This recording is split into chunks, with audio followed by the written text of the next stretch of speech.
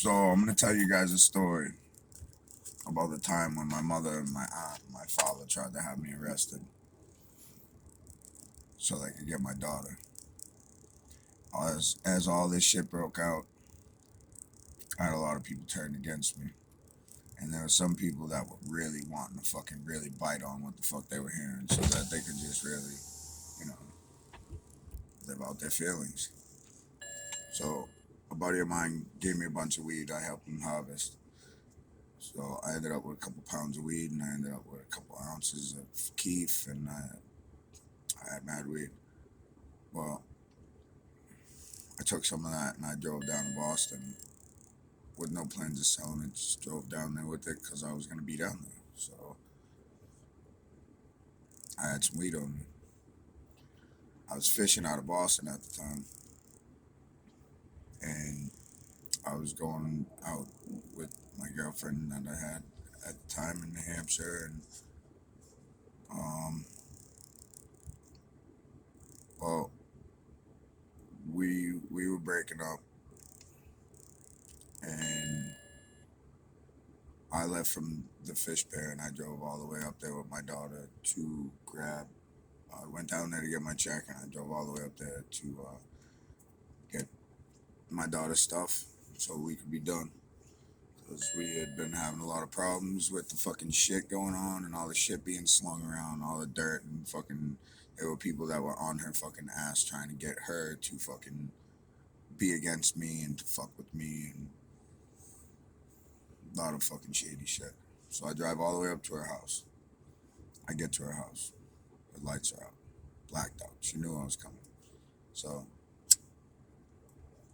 me like an idiot, I trust my mother and I call her up and I'm like, yo, I can't even believe this chick's not even here. I just drove all the way here. I'm leaving. I have no proof, but I know as soon as I fucking hung up the phone with my mother called on me. Okay. My mother called on me. The state police pulled me over fucking minutes later. And I mean they flew up my ass. They were fucking looking for me. They weren't coming after me because of a headlight. They were fucking looking for me. Okay. They immediately came up to the car and they went right to the glove box. And I had it locked in the glove box. And they opened the glove box and fucking popped out. And there was RSO in there, weed oil.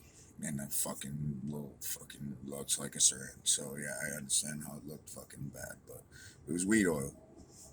So they immediately yanked me out of the car. Miraculously, my aunt ends up on the phone with my daughter as this is all happening. Okay. Now, my mother and my aunt were in contact. My mother and aunt have never liked each other since before I was born. But now they're here to save everything and to make sure everything goes out the way they see fit, undermining me due to what that chick was saying and their past feelings, and that chick, my ex, my kid's mother, and their past feelings and just their fucking shit. My mother, I've never got along with my mother. I've never liked my mother. My mother is without a doubt been one of the worst fucking people in my whole life to me. And this is really where I learned about narcissism. I just didn't know what it was until the shit with my kid's mother. So they cuffed me and stuffed me. They bring me back to the police station. They bring my daughter to the police station in another car. I'm sitting there, and they're saying how they're gonna have, because I was driving out a license, that they're gonna have my daughter go stay at my girlfriend's house. I'm like, what? No. I'm like, I came up here to get my stuff so I could leave and be done. This is where we were at that time. And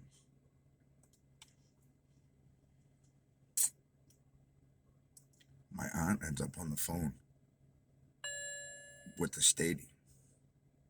And right in front of me, she like went to say something to him and she's like, am I? And he was like on speakerphone.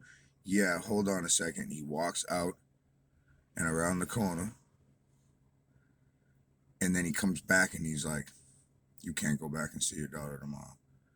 He's like, we're gonna have the state come in, and you're gonna have to go and meet with them in the morning." I'm like, "All right, well, when you release me, I'm gonna go back over there." And they're like, "You can't go back over there." I'm like, What are you talking about?" And they're like, "You can't go back over there. You have to stay away from there for the night." I'm like, "What are you talking about? I'm gonna get out of here. You're releasing me. I'm going to get my daughter." "No, you can't go back. If you go back there, we'll arrest you." I'm like, "What the fuck are you talking about?" So my mother, my aunt, my mother, on my girlfriend at the time, convinced her to sign a no trespass order. Okay, and this was all to keep Sophia there and keep her safe, and this is why she did it. Well, they pushed her to do it. They called the state. They tried to create me fucking hell.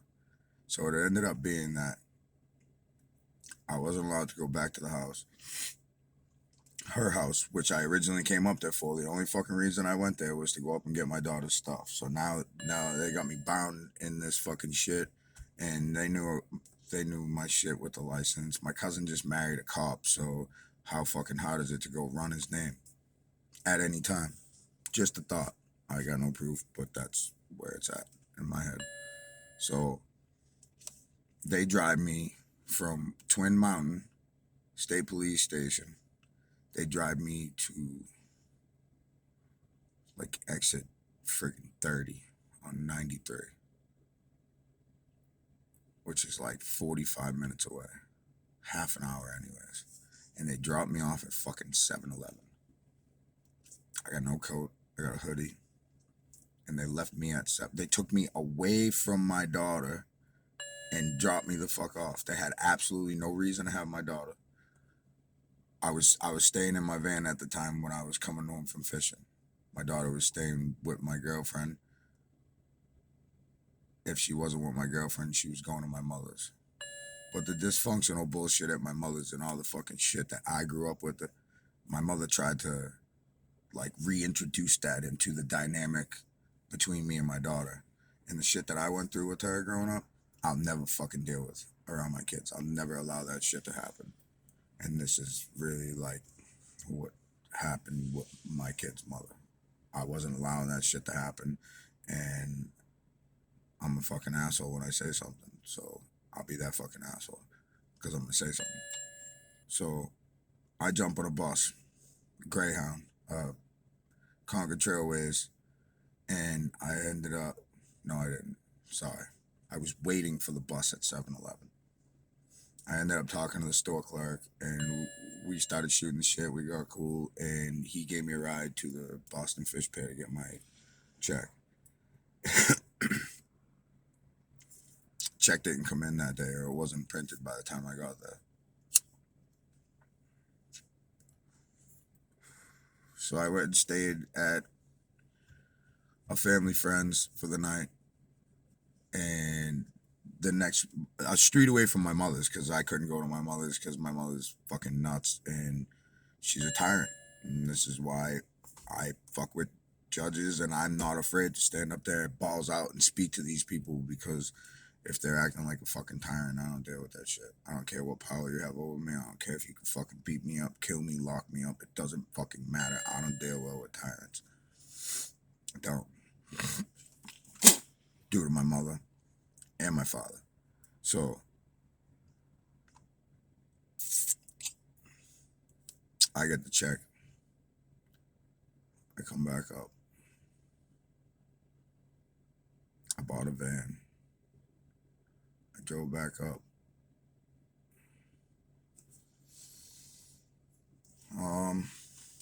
Got paid. Bought a van. No, I didn't. Hold on, this was a while ago. Left the pier with the check. Got paid. And I jumped on the train. That's what I did. I jumped on the train, and I ended up going to South Station, taking a bus to Concord, New Hampshire. And I was going up there to get my daughter. And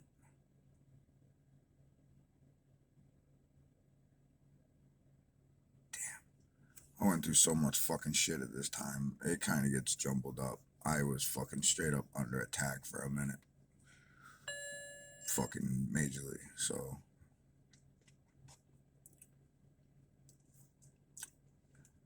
where the fuck did I end up? I don't know. This was like the most fucked up shit that I went through. That's why I'm kind of forgetting the fucking timeline of shit.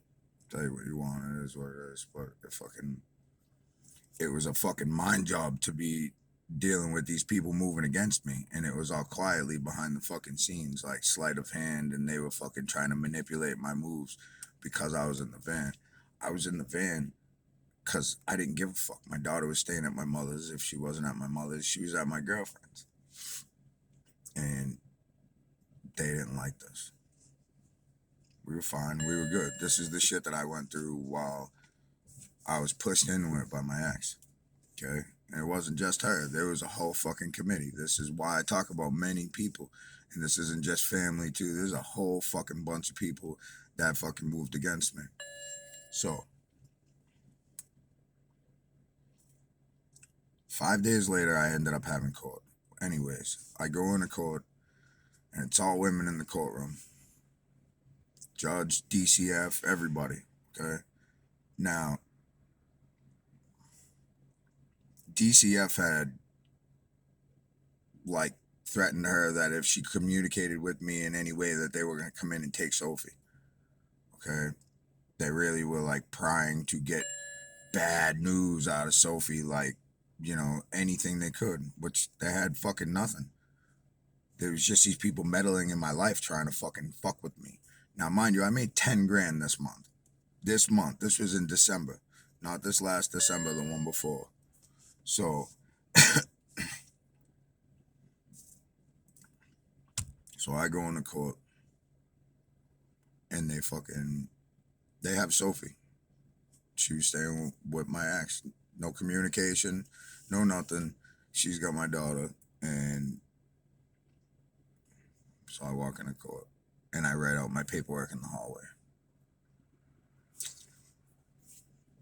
And I wrote on one of those pieces of paper, I said fucking $5,000 per calendar day, which you hold on to my property. And I put Sophia Shop in parentheses. Okay. And they were all like, "Did you call her property?" I was like, "Yes, I did. God gave her to me, didn't he?" And they're all like, "That's fucking right. That's mine. That's mine. That's my bloodline. That's my offspring. That's my child, my children, my babies. Yeah, that's mine. That's mine. Until she's her own, and she can take care of herself and fend for herself, she's mine, and I'm responsible, and I am 100% there as dad." So they let me leave court. They leave it up in the air. The judge says, "I'll make a final judgment today." Okay. She watched my demeanor. She watched how I left the room. She like, okay, kept my cool, and I'm like, all right. So I leave, and I go back down to Mass. However the fuck I got down there, whatever. Um, and I get to the boat, and I ice the boat down. And right before we're about to leave for a trip, I'm like, real quick, I'm gonna call the court and see what happened with that order. So I call up the court, and the lady's like, "Oh, I can't tell you." I'm like, "Man, I sat in there and I talked to you for a friggin' while yesterday. I was like, I'd just like to know like where it stands. I'm about to leave to go fishing, and I want to say hi to my daughter. I want to know what's going on." She was like, "The order's been vacated." I'm like dismissed, and she was like, "No, vacated, like gone."